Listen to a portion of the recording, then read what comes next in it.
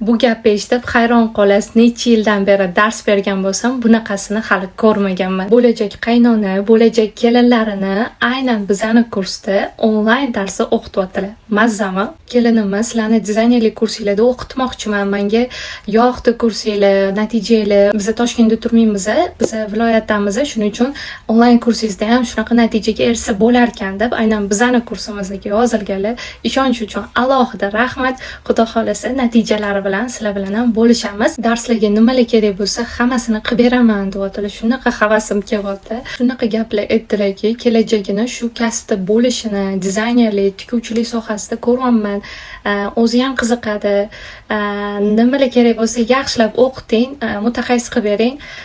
Xudo xolasa shogirdlaringiz eng zo'rlardan bo'ladi deb aytdilar. Shunaqa ko'pchilik havasi keladigan.